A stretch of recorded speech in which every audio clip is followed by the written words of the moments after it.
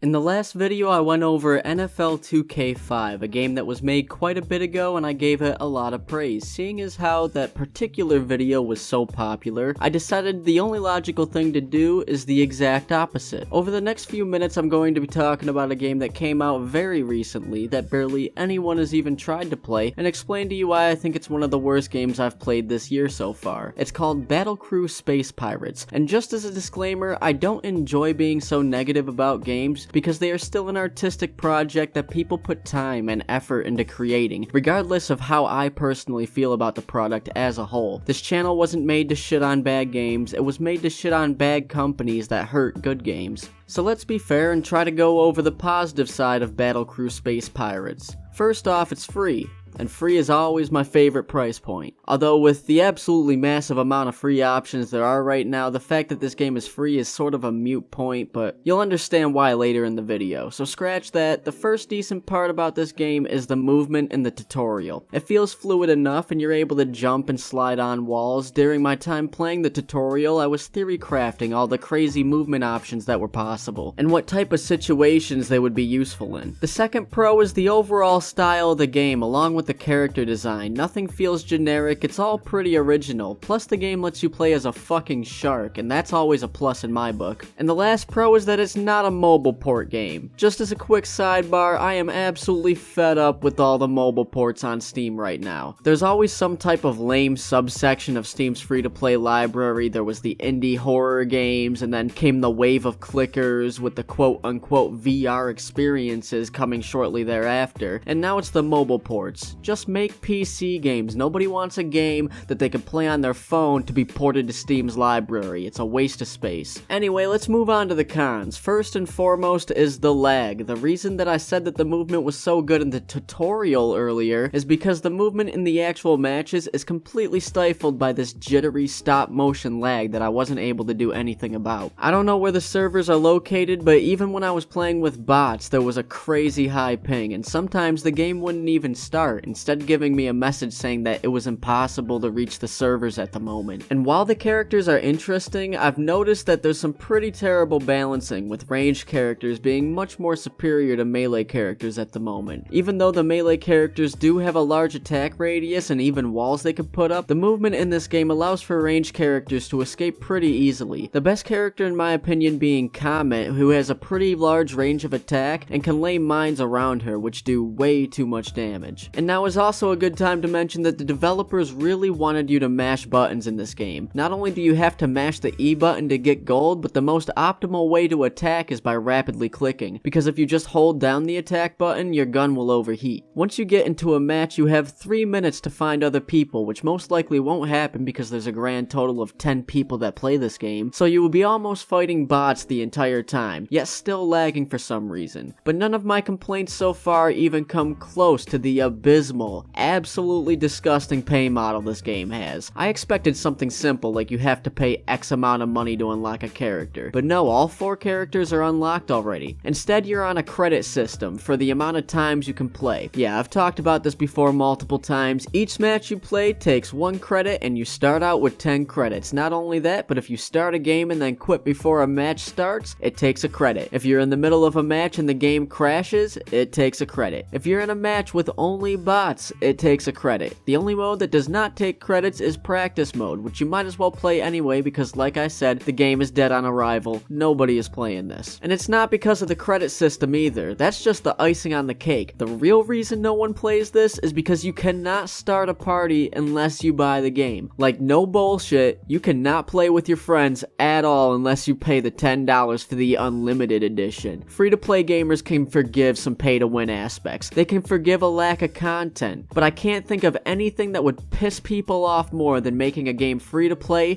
and then make them buy the game to play with their friends. Why wouldn't you want people to play your game? There is nothing to gain from putting a party system behind a paywall. This is a team-based game, and the maps are even laid out to encourage teamwork, with hazards on the stage that require people to stand on buttons so their teammates can get through them. How the fuck are you gonna get random people to stand on a button through a text-based chat system in the middle of of a fast-paced team deathmatch. It's a sick joke making you put your faith in random people like that, especially with this type of game. Also, why does it cost $5 for a color swap skin? How much time and effort did it take to make that skin? Be honest. Who's gonna pay for that? It's just insulting, especially because you could buy every skin in the game for $15. And this game menu sucks. Instead of being a simple screen where you could click what you want to play, you literally have to walk your character to the next game mode. And it's made worse by the fact that if there is miraculously another player online, they'll follow you around spamming taunts and shit like in Master X Master. This is going to be so fun! This is going to be so fun! This is going to be so fun!